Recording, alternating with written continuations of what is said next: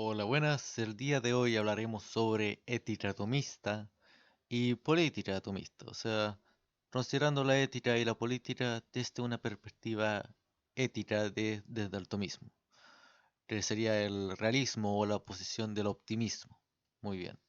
Utilizaremos el libro de Right and Reason o Verdad y Razón como un manual para guiarnos en este viaje. Muy bien. ¿Cómo se define el bien y el mal? ¿Qué entendemos por aquello que es bueno y aquello que es malo? Es algo que ya vimos y se explicó a mayor profundidad en el video de la ética aristotélica, a través del principio de la teleología, que todas las cosas que existen, bueno, no todas las cosas, pero que las cosas están dirigidas hacia su bien, o sea, de que tienen una finalidad acerca de la perfección, donde buscan perfeccionarse y buscan la plenitud del ser, como lo podría hacer en una semilla dirigiéndose a un árbol, como lo podría hacer el intelecto dirigiéndose a la verdad, como lo podría hacer los órganos para reproducir la comida, para alimentarse, con ese mismo fin, que es preservar el organismo. Entonces encontramos que la teleología es la actualización de la potencia, de que ese es el bien, de que las cosas actualicen sus potencialidades. O sea que ese es el paso de la potencia acto que ya vimos previamente. Entonces, las cosas están dirigidas hacia su bien, hacia la actualización de sus potencias, a ser más plenas en el ser. Ya entendemos por malo aquello que debería estar ahí, pero que sin embargo no está. Por ejemplo, decimos que es malo ser ciego, pues deberíamos poder ver por nuestra naturaleza, pero sin embargo el ciego no ve. De la misma manera, con un perro que está tuerto. Ese sería otro ejemplo. Ahora bien, hemos de recordar que si tomamos en cuenta la presencia del bien, del ser, de la teleología, vamos a encontrar que Dios es la suma de todas las perfecciones, como lo podemos ver en el capítulo 6 y la cuestión 2 de la suma teológica. Ahora bien, esto no es una explicación a profundidad de las 5 vías, por lo que no lo abordaremos, pero el propósito, la idea general de esto, es que Dios se entiende como aquel ser que es más pleno, aquella cosa que solamente es el ser y no una entidad, sino que es plenamente ser, plenamente el bien y plenamente la existencia misma. O sea que en Dios está todo existiendo en su perfección. Por lo que se dice que Dios es la suma de todas las perfecciones y que todo proviene de Él. Y eso es una idea fundamental, pero que otra vez, como este no es un video sobre Dios, solamente lo mencionaremos. Ahora bien, famosamente Fyodor Dostoyevsky dijo, si Dios no existe, todo está permitido, y si todo está permitido, la vida es imposible. Una frase que aparece en Los Hermanos Karamazov. Ahora bien, claramente Dostoyevsky dice esta frase en el contexto de la aparición del materialismo y del nihilismo, pero ¿realmente se necesita de Dios para decir que sin él no habría moral? Y bueno, si tomamos en cuenta los principios de la teleología, de la naturaleza y de dirigirse hacia la plenitud del ser, se respondería que no, porque nada de eso aparentaría indicar que Dios es necesario o que Dios existe debido a eso. No realmente. Ahora bien, como ya explicábamos en las 5 vías, cuando aceptamos estos principios, necesariamente concluimos que ha de haber un ser que es plenamente ser, que es plenamente el bien y plenamente el ser, el existir. Entonces la respuesta sería que no. No se dependería de que Dios exista para que haya moral. Sin embargo, cuando analizamos los principios y analizamos la observación al mundo, concluimos que Dios existe y eso explica el orden moral. Ahora bien, se podría decir que es como una respuesta entre un sí y un no. No necesitamos a Dios para conocer el bien y el mal, pero sin embargo sí lo necesitamos a Él para que la existencia del bien y el mal tenga sentido. Si no, sería un absurdo ilógico. Pero bueno, la ley eterna. ¿Qué es la ley eterna en Tomás de Aquino? Dice así: la ley mediante la cual Dios gobierna todo el universo es el decreto de su intelecto y voluntad identificado con su esencia. Y dado que la esencia de Dios es eterna, esto se le llama ley eterna. Las leyes creadas en el tiempo son leyes temporales e incluyen todas las leyes, excepto la ley eterna en Dios. En otras palabras, la ley eterna se identifica con Dios mismo, cosas que no podrían ser de forma diferente. ¿Cómo lo podrían ser un principio lógico, la matemática, los universales, el conocimiento de Dios sobre sí mismo? Cosas que se identifican en la esencia de Dios. Mientras que la ley natural es el fin natural de las cosas, o sea que está en los objetos, en las cosas y no en Dios, en su eternidad, en su simple eternidad, sino que en las cosas. ¿Cómo lo podría ser una semilla dirigiéndose a un árbol, un huevo dirigiéndose a ser un pollo, un ojo con la vista, el hombre con una mujer? Esos son ejemplos de la dirección natural. Y se entiende un acto virtuoso en base a cuando sigue este orden natural y vicioso cuando va en contra de este orden natural, como podemos leer en la cuestión 94 de la Suma Teológica. Ahora, la conciencia. Se entiende por la conciencia lo que es el juicio práctico de la razón sobre un acto individual como bueno y que debe realizarse o como malo y que debe evitarse. Siempre se debe obedecer a una conciencia certera, incluso si se está equivocada, y ante la duda se debe investigar y elegir el bien más probable. Una conciencia cierta y correcta es simplemente la ley moral promulgada para el individuo y aplicada a su propio acto, pero la ley moral debe ser obedecida. Por lo tanto, una conciencia cierta y correcta debe ser obedecida. Y la culpabilidad depende del influjo de las pasiones, la intencionalidad y el conocimiento. Una vez dictada eh, la ley natural, el hombre, al ser de naturaleza racional y de naturaleza libre, o sea que él puede elegir sus acciones, puede determinarse a sí mismo, el hombre está sometido a Dios en la ley natural y él debe de dirigirse a Dios porque es lógicamente imposible que no lo haga, ya que Dios es el bien y todo se dirige al bien. Entonces el hombre ha de dirigirse hacia Dios respetando la ley moral, cumpliendo su propósito y cumpliendo su finalidad natural, porque ese es el bien de él. Todo aquello que no se dirige hacia su bien natural es un bien falso, un bien más, ¿cómo decirlo?, más imperfecto, un falso bien. Entonces, el hombre, a través de su conciencia, ha de buscar el bien verdadero por el cual se va a encontrar con Dios. Y Dios lo juzgará moralmente, y podemos juzgarnos moralmente en base a nuestro respeto a la ley natural. Ahora también existe la ley positiva, que es el mandato de la autoridad, el rey, el Estado. Puede ser corrupta o justa. Una ley justa es aquella que se acomoda a la ley natural, pero es injusta si va en contra de la ley natural. Debido a esto, el hombre tiene derechos.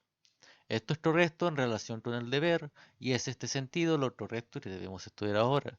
No podemos estar obligados a cumplir la ley moral y al mismo tiempo ser privados de los medios necesarios para este fin. El derecho es aquello que nos corresponde a nuestra naturaleza para conseguir nuestro fin natural. Porque yo no puedo ser virtuoso si alguien viene y me mata. Y yo no puedo ser virtuoso si no puedo beber y no puedo comer.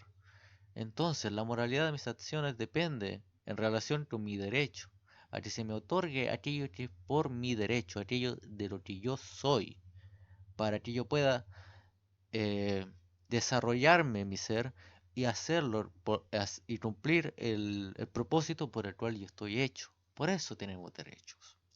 Ahora bien, también tenemos deberes, porque nuestro derecho implica el deber con los demás. Ahora, ¿tiene un animal derecho? Y la respuesta sería no. Los animales no tienen derechos, pues al ser de una naturaleza no racional y no tienen agencia moral y tampoco son culpables de sus acciones. Por lo tanto, ellos no están sometidos bajo la ley natural. Y por lo tanto no se puede decir que tienen derecho. Ahora, sin embargo, no se puede lastimar, no se puede dañar un animal, no se puede abusar de un animal porque no son objetos tampoco, sino que se les ha de tratar por lo que son, como animales sensitivos y de naturaleza nutritiva también, porque están vivos. Pero no se les puede tratar como un objeto y abusar como se quisiera con ellos. Pero se ha de entender que al fin del día son medios para el hombre. Y eso justifica que podemos consumir carne, eso justifica tenerlos como mascotas, etc. Los derechos existen porque estamos obligados a alcanzar nuestro último fin mediante la observancia de la ley moral. Para este tipo de acción los derechos son esenciales, porque si debemos guiarnos hacia nuestro fin mediante el uso de nuestra libre voluntad, debemos contar con la garantía de inmunidad ante los obstáculos en nuestra elección de los medios necesarios. A ver, ¿se podría justificar la esclavitud? Y la respuesta es no, porque ningún órgano es el organismo completo, que es el conjunto de todos los órganos que funcionan armónicamente. Si algún órgano se adentra en otro, causa daño a todo el cuerpo. Así cada persona tiene un fin que cumplir y está dotada por la ley natural de derechos para este propósito. Pero toda la creación también tiene un fin que cumplir y ningún individuo puede buscar su propio fin de tal manera que frustra el bien del todo. Por esto los derechos deben estar limitados. Ahora bien, como decía Kant, el hombre y en general todo ser racional existe como un fin en sí mismo, y no solo como medio para cualquier uso de esta o aquella voluntad, y debe ser considerado siempre al mismo tiempo como fin en todas sus acciones, no solo las dirigidas hacia sí mismo, sino las dirigidas también a los demás seres racionales. Lo que trata de decir Kant acá es que el hombre es un fin en sí mismo, porque es de una naturaleza racional. Él es capaz de dirigir sobre su voluntad. Él es capaz de elegir y hacer el bien o hacer el mal. Yo no puedo someter a una persona como si fuese un objeto, porque ésta no es un medio para mí como lo podría ser un animal, sino que él es un fin en sí mismo. Por eso la esclavitud vulnera el derecho esencial de todas las personas y está prohibida. Sin embargo, se podría quizás justificar la, la servidumbre, porque la servidumbre es pagar el servicio del otro, más no esclavizarlo. La adoración. Negarse a mostrar respeto o reconocimiento a cualquier tipo a un rey, presidente u otro gobernante con el argumento de que simplemente cumplimos sus leyes y eso es suficiente, sería un insulto grave, incluso en la democracia más estricta. El honor se otorga no al individuo, sino a su cargo. Rechazar el honor a Dios es negarse a reconocer su cargo como soberano supremo del universo. Además, el deber de la adoración es parte de la ley moral, ya que el que se niega a adorar a Dios no cumple con toda la ley moral. Entonces, si bien no sería necesario adoptar una religión determinada, como lo podría ser el cristianismo o el judaísmo o el islam, sin embargo sí se ha de adorar a Dios y reconocer su existencia y reconocer quizás formas de adoración o de rito hacia Él, incluso si no se tiene una religión oficial, porque una religión solamente se puede adoptar si la persona piensa que es lo correcto, no es algo a lo que se puede obligar a alguien. Pero la adoración a Dios es necesaria, porque es nuestra forma de adorar estos principios de la ley moral que permiten dar un sentido al derecho humano. Algo más polémico, el suicidio y la eutanasia. Muy bien. Al suicidio no estaría algo mal, si entienden a lo que me refiero, pueden leerlo en la diapositiva. Bueno, esto sería un asesinato, pues el objetivo es acabar con la propia vida como un fin. Ahora bien, Dios es el dueño de toda la vida, pues Él es quien la entrega, quien la sustenta y el propósito de ésta. Dios es el autor, es la autoridad frente a la vida, y por lo tanto el hombre no puede decidir si morir o no, sino que está dependiendo de Dios. Ahora, la voluntad está hecha para la felicidad, para encontrar a Dios, para satisfacer el bien y ser plenamente lo que somos. El suicidio consiste en la destrucción del cuerpo humano. Por esto, sería una de las acciones más antinaturales que hay, porque es atentar contra lo que uno es deseando la nada. en vez de desear el ser. Es algo que se podría decir que hasta ilógico, es una acción completamente irracional. Por eso es algo tan antinatural, algo tan malo, tan sucio, y es algo tan cruel que a día de hoy sea tan masificada una conducta tan terrible. Y efectivamente crea un disvalor, pues que comunica al resto de la sociedad que esta actitud es deseable, comunica a la sociedad que la vida no merece ser vivida. Por esto se debe de ayudar y evitar que cualquier persona caiga en esto.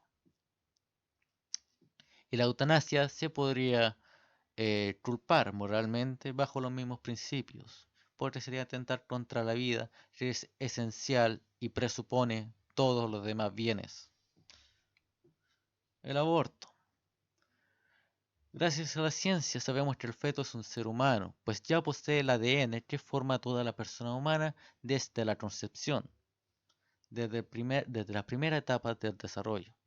Ahora bien, podemos saber que es humano, pues al poder desarrollarse como este, eso significa que participa de la naturaleza humana, porque el fin del hombre es la virtud, está mal matar a otro ser humano. Entonces podemos saber que su naturaleza es humana y por lo tanto está dirigida al bien y tiene los mismos deberes y derechos que todo hombre.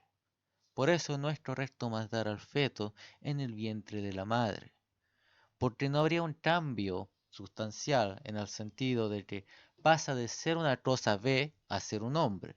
No, sino que ya era hombre para ese instante, a diferencia de lo que podría ser el espermatozoide o el óvulo, que efectivamente solamente son células. Sin embargo, el cigoto ya posee en él mismo todo, toda la información genética del hombre y por lo tanto no se le puede matar. Dato muy interesante. El aborto en los niños de síndrome de Down. El 95% de los que deciden viajar toman esa decisión por sí mismos. No abogamos por la interrupción del embarazo. La realidad es que la inmensa mayoría opta por la interrupción. No tengo opinión sobre si es correcto o no.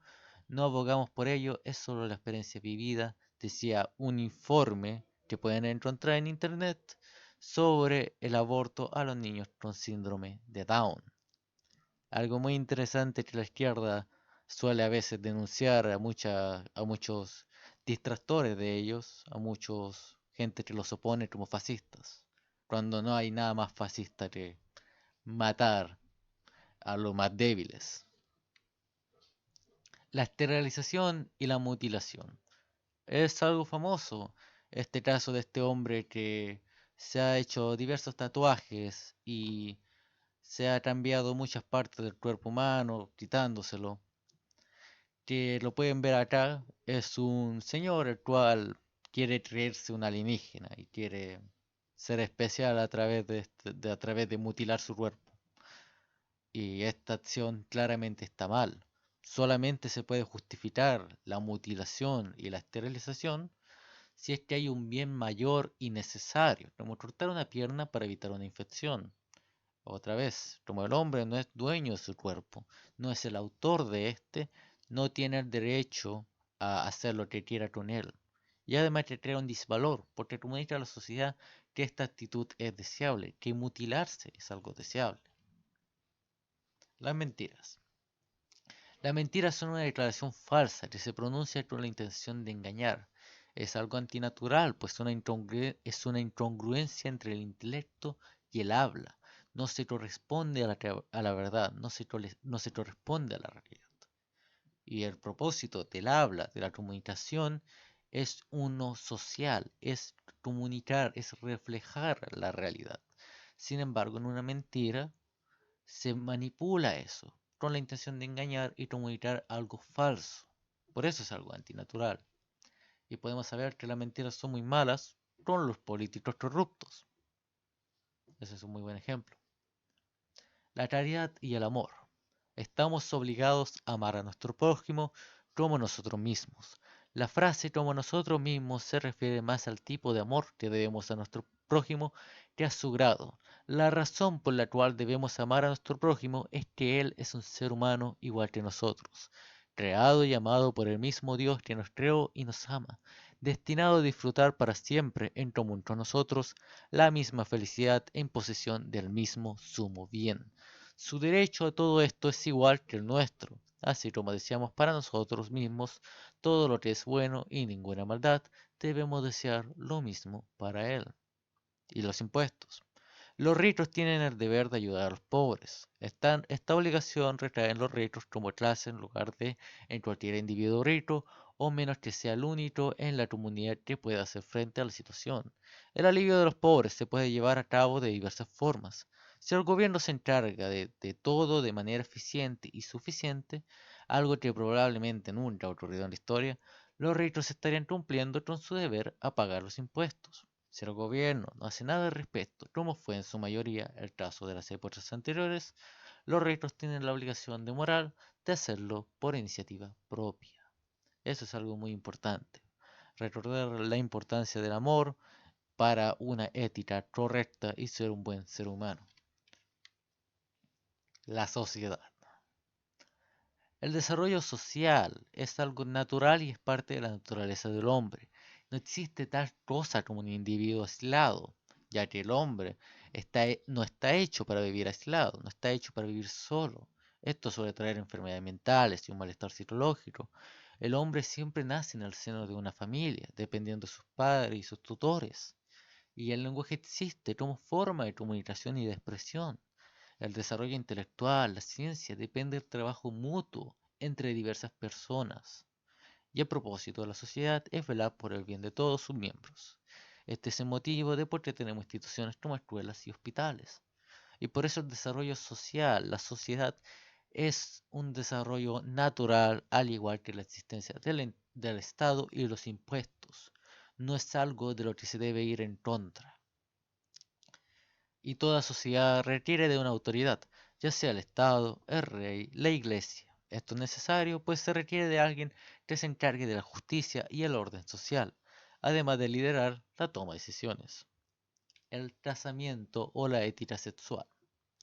El primero es el contrato matrimonial mediante el cual un hombre y una mujer se otorgan y reciben derechos sobre el cuerpo del otro para llevar a cabo el acto generativo.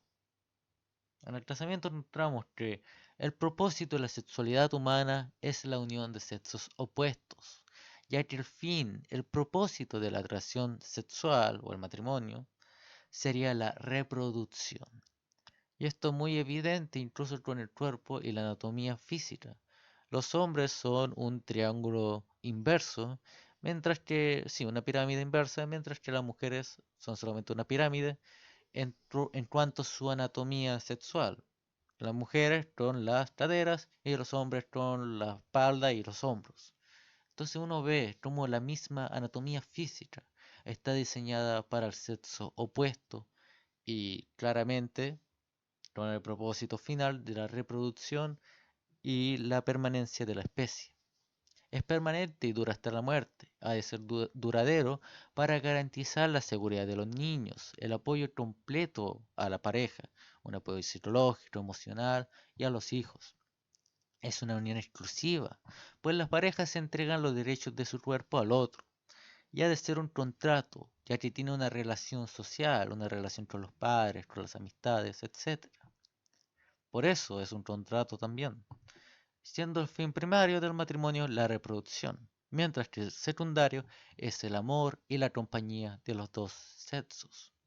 Por eso no se puede entender al matrimonio con solamente uno o solamente el otro, sino que son dos fines que van juntos, pero sin embargo el primario, el fundamental, es la reproducción.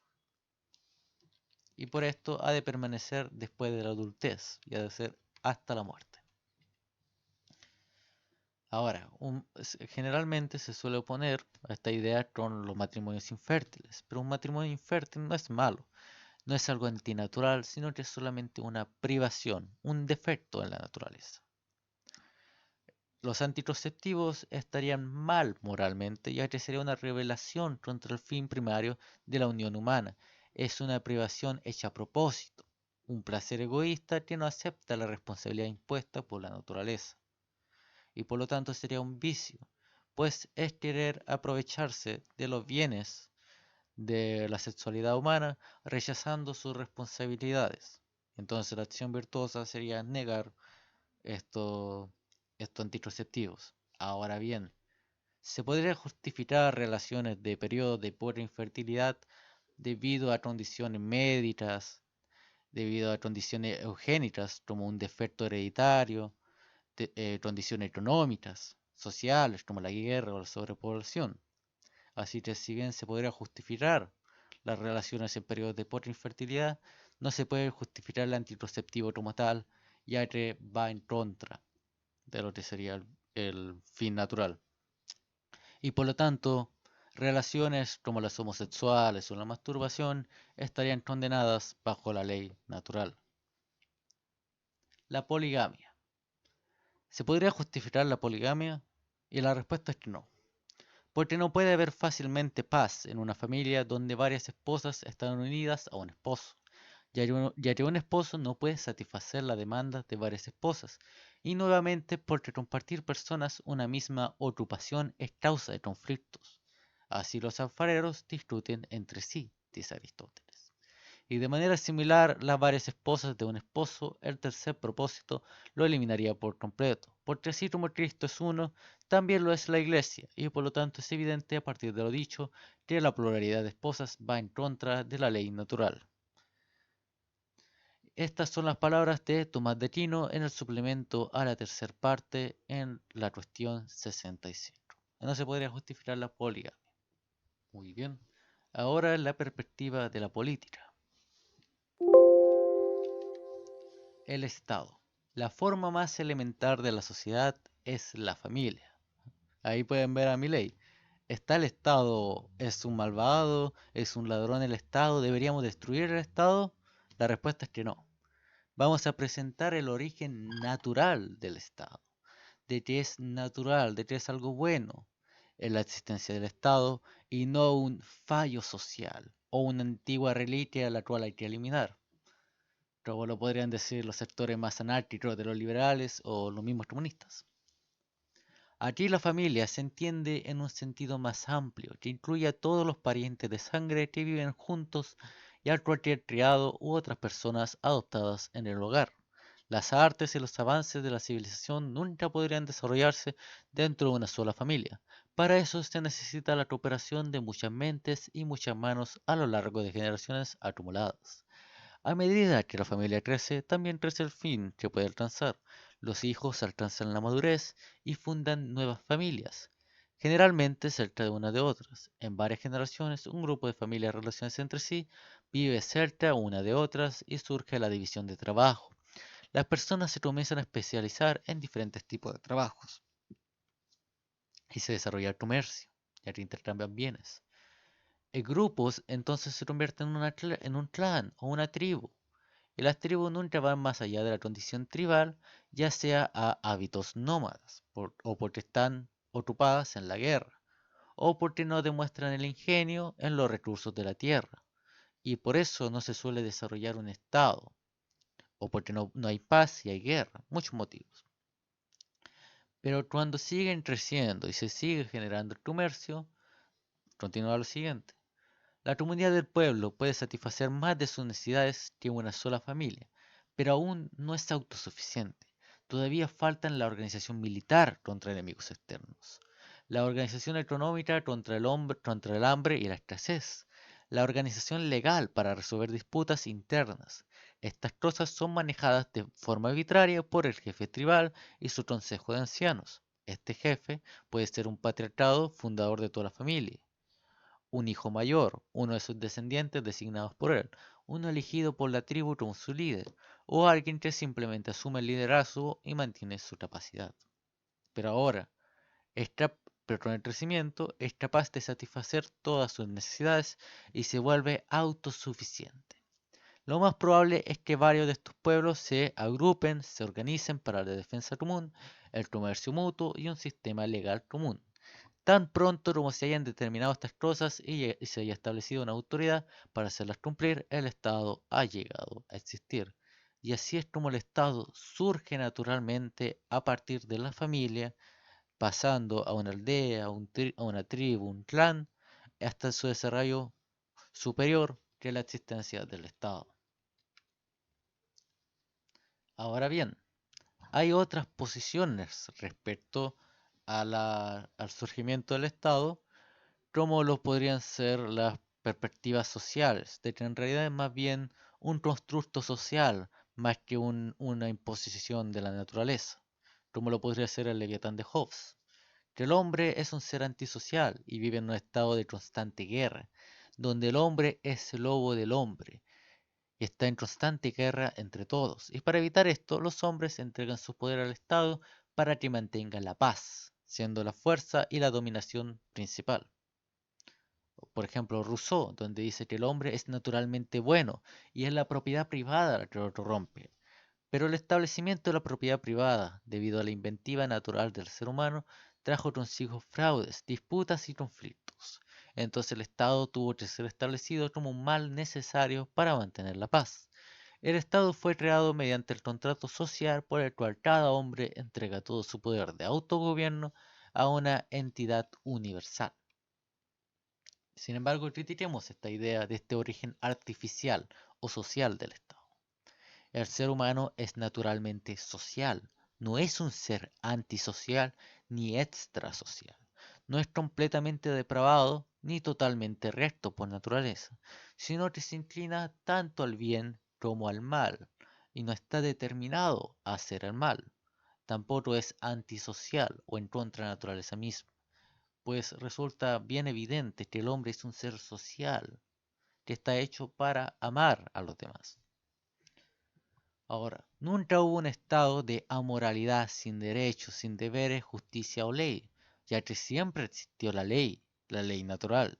Es de ella donde emanan inmediatamente los derechos y deberes. Así que nunca hubo un estado de naturaleza donde todo era salvaje y sin moral, ya que la ley natural siempre existió. No se puede pasar por alto la función de la familia en la preparación para el Estado. Una mera vida animal, ya sea depredadora o despreocupada, es imposible para el hombre, ya que el hombre depende siempre de la familia para poder existir. El contrato social como origen de la sociedad política es en sí pura ficción. Se puede aceptar fácilmente que algunos estados posteriores hayan surgido de esta manera, pero es absurdo pensar que esta es la única forma en que los hombres podrían haber pasado de una condición sin sociedad en absoluto. Ahora, existen ciertos derechos inalienables del individuo y de la familia. Es inmoral transferir tales derechos a otro, ya que pertenecen a la dignidad intrínseca de la persona humana y a la naturaleza misma de la familia. El contrato social requiere de la transferencia de todos los derechos, y esto va en contra de la ley natural, ya que es intrínseco, no es algo que yo determino, sino que es determinado por Dios en la naturaleza. El contrato social no podría obligar a las generaciones futuras, los que aún no han nacido y no fueran parte del contrato, y podrían negarse a participar en él. La teoría supone que el contrato no es un requisito de la naturaleza humana como tal, sino mera convención. Nadie se convertiría en ciudadano del Estado por nacimiento, lo que al menos sería lógico en reconocer esta inferencia. Y esto es algo que menciona Milei, que él no quiere participar del contrato social, él no quiere darle sus derechos al Estado. Y si él tiene razón y el Estado es artificial, él tendría completamente la razón. No habría manera de determinar a un ciudadano posterior en el futuro que él dé sus derechos, porque él perfectamente podría no quererlos. Y Milei lo dice, yo no quiero darle mis derechos al Estado. El contrato social no puede tener una autoridad mayor que la que le otorgan las partes contratantes. Hay derechos del Estado que ningún individuo puede poseer, como el derecho a declarar la guerra, a imponer la pena de muerte. En la teoría del contrato no hay forma de que el Estado pueda obtener legítimamente estos derechos. Y eso es uno de los diversos problemas de la idea de que el Estado surge artificialmente o por convención. Ahora, el gobierno. Como ya dijimos que el Estado surge naturalmente de la ley natural viniendo de Dios, el gobierno puede ser monárquico, como lo sería una dictadura, podría ser patriarcal, un sistema aristocrático, o podría ser democrático. Probablemente el patriarca o jefe se convertiría en el gobernante de un estado recién formado, pero no sin el consentimiento del pueblo. Si el nuevo gobernante no puede obtener siquiera el consentimiento del pueblo, solo podría asegurar su obediencia mediante la fuerza y comenzar su gobierno de manera tiránica. O sea que la autoridad para el gobierno y el Estado surgiría de Dios entregándosela al pueblo, que después se la entregaría a la autoridad. Esta autoridad puede ser tanto una dictadura, un sistema aristocrático, una democracia. Ahora bien, no toda dictadura es necesariamente una tiranía, porque puede haber un rey que respeta la ley moral, puede haber un rey que tiene impuestos pequeños, que no oprime a los pobres, sino que los apoya, que defiende a la sociedad en las situaciones de guerra, que une a la sociedad bajo un sentimiento nacional. Todos estaríamos de acuerdo con que ese sería un gran rey, un buen rey que es amado por la sociedad. Claramente sería un sistema autocrático, donde el poder reside en él, pero sin embargo él es un gobernante justo, y por eso no se puede decir que es un tirano. Solamente es tirano y el gobierno es injusto si oprime a la sociedad y se mantiene por el poder y la fuerza, y no por el consentimiento del pueblo. Debemos distinguir entre autoridad básica y autoridad formal para su uso inmediato, que reside en el gobernante. La autoridad básica reside en toda la comunidad debido a que es un cuerpo demasiado complicado. El pueblo transfiere el ejercicio de la autoridad a un individuo o grupo que se encarga de gobernar. Esto no tiene que hacerse mediante votación, pero debe recibir el respaldo popular, demostrado al menos mediante la aceptación voluntaria.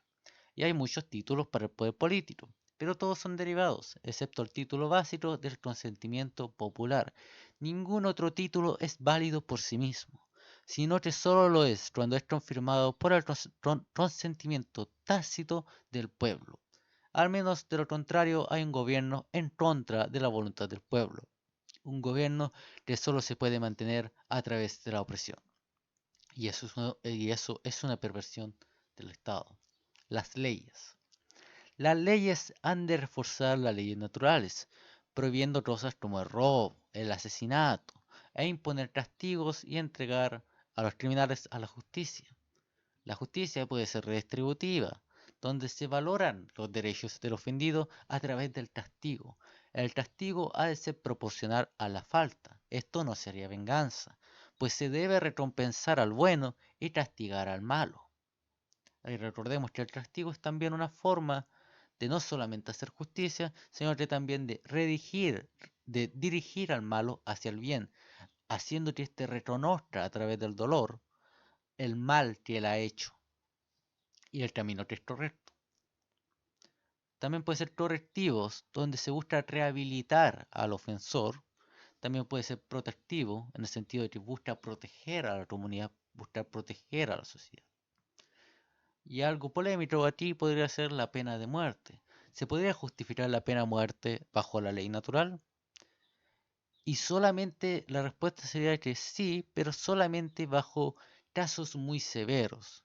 Porque si bien cumple una función retributiva y protege a la sociedad, no puede ser correctiva. No se puede corregir, no se puede sanar a aquel que transgrede a la ley natural, porque se le mata. Y ese es un gran problema. Ahora bien, la pena de muerte solo se podría justificar bajo casos muy específicos, como un criminal que es demasiado peligroso, demasiado perverso y no existen los medios para rehabilitarlo o para mantenerlo en una prisión. Bajo tales situaciones se podría justificar la pena de muerte como algo necesario, pero nunca ha de ser deseada o querida debido a eso. Y si se puede no realizar, sería lo ideal. Los impuestos. Los malvados impuestos y por qué son un robo, como dirían nuestros amigos liberales. Bueno, el Estado tiene según la ley natural el derecho a los medios necesarios para cumplir con su fin. Uno de estos medios es el ingreso, y la forma habitual de obtener ingresos es mediante el impuesto. También existe una obligación moral de distribuir la carga fiscal de la manera más justa posible. El único método práctico es hacer que los impuestos sean proporcionales a la capacidad de pago de los ciudadanos. ¿Se está moralmente obligado a pagar todos los impuestos? La respuesta es no, porque si el impuesto es injusto, no hay ninguna obligación moral. Entonces, no, los impuestos no son un robo de por sí, porque están hechos para mantener al Estado, que surge naturalmente, y a propósito del Estado es el bien común. Y como ya dijimos, nosotros tenemos deberes ante los demás. Por esto es algo bueno pagar el impuesto, y es algo necesario. No se puede decir que es un robo, ya que no es una usurpación injusta. Ahora bien, si ese impuesto va para oprimir a los pobres, para élites corruptas que roban del Estado, o para, no lo sé, digamos, matar o esclavizar a un cierto grupo de personas, en ese caso claramente el impuesto sería injusto y sería un robo. Pero no todo impuesto es un robo, eso es lo importante. La libertad de expresión.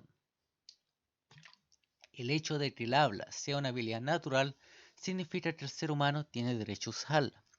El habla no es simplemente repetir lo que se ha dicho que se diga, sino la manifestación de los propios pensamientos. Por lo tanto, el ser humano tiene, según la ley natural, el derecho de expresar lo que piensa.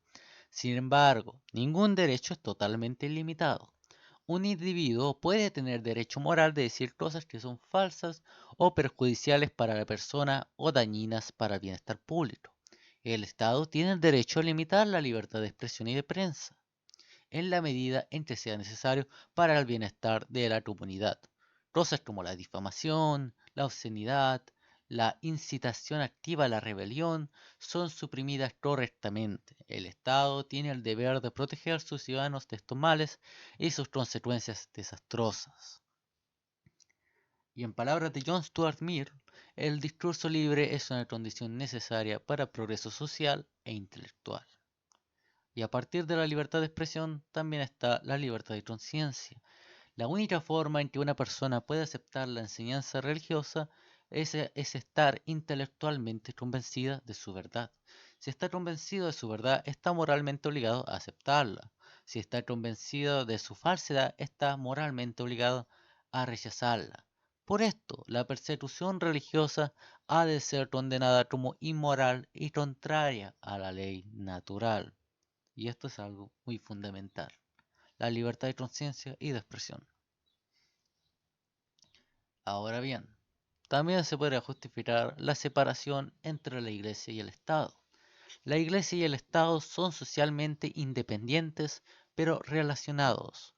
La Iglesia es suprema en asuntos puramente religiosos y el Estado en asuntos puramente temporales. La Iglesia no debe interferir en asuntos meramente cívicos, al igual que el Estado no debe interferir en la enseñanza y práctica de la religión.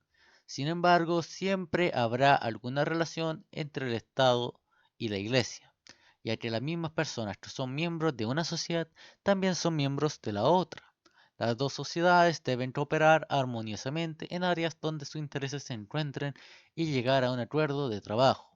La Iglesia puede ser de gran ayuda para el Estado al desarrollar ciudadanos morales, virtuosos y respetuosos ante la ley. El Estado puede ayudar a la Iglesia al fomentar su religión y otorgarle la libertad para su actividad.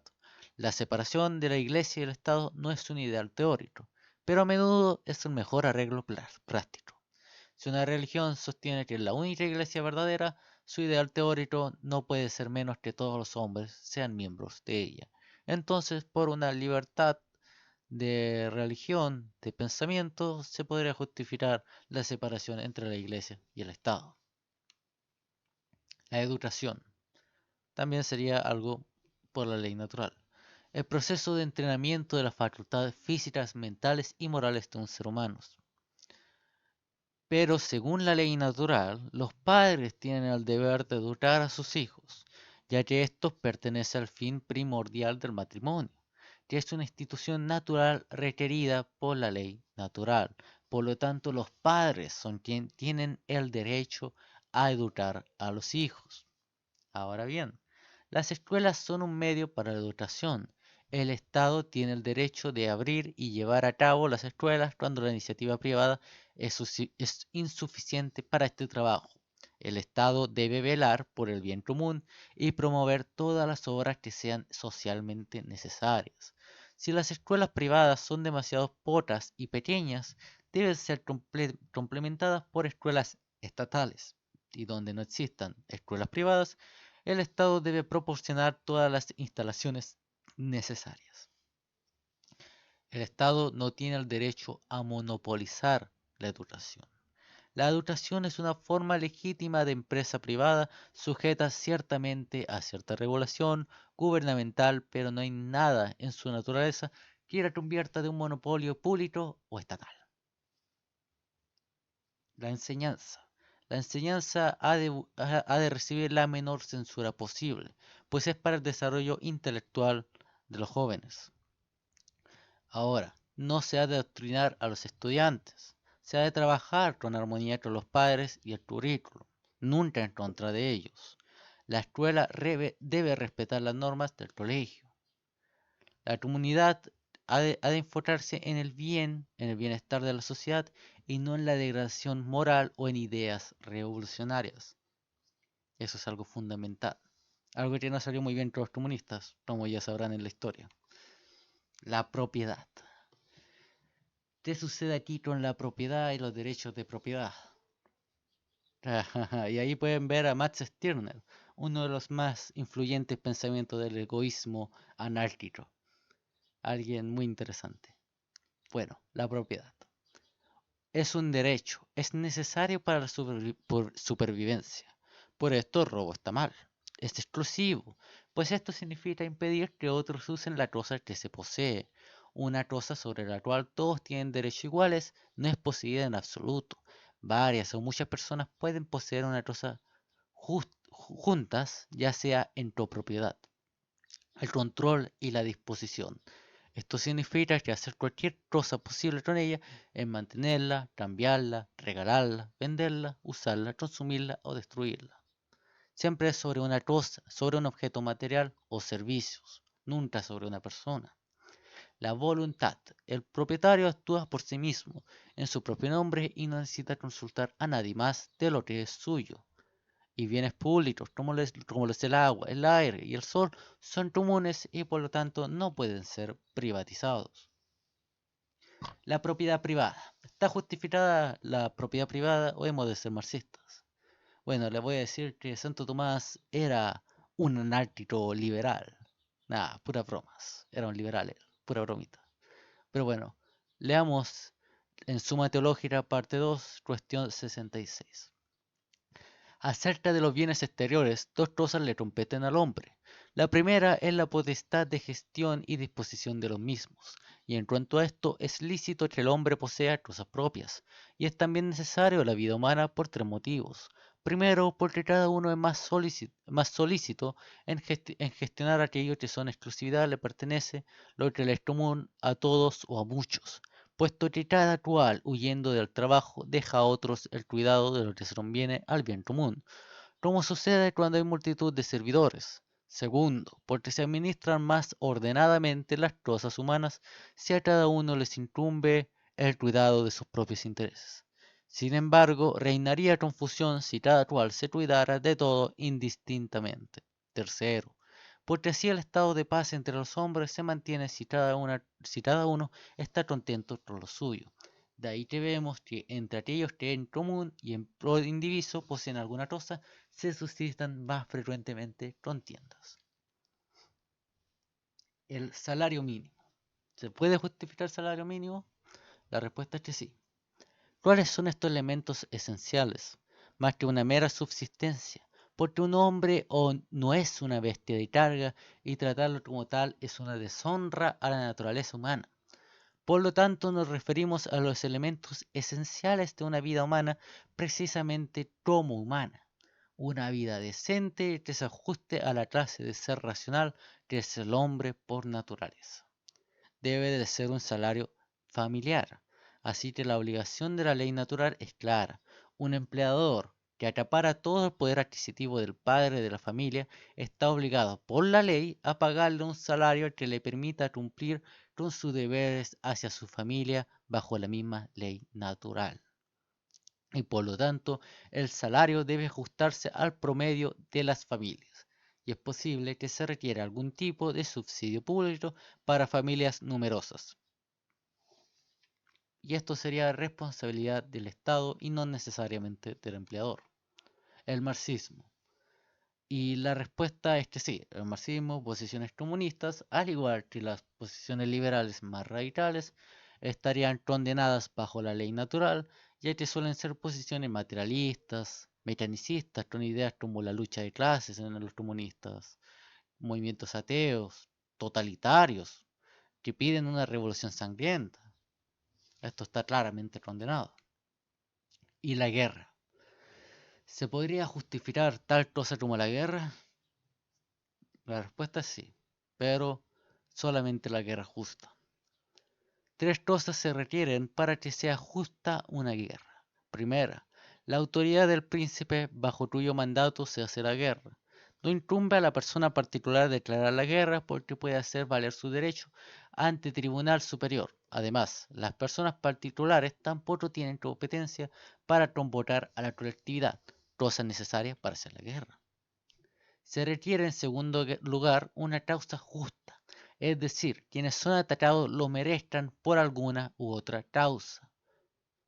Y la tercera sería que haya intención de promover el bien y evitar el mal, que sea una recta la intención por el cual se desata la guerra y también se ha de velar que la guerra sea ganable y las pérdidas no sean masivas.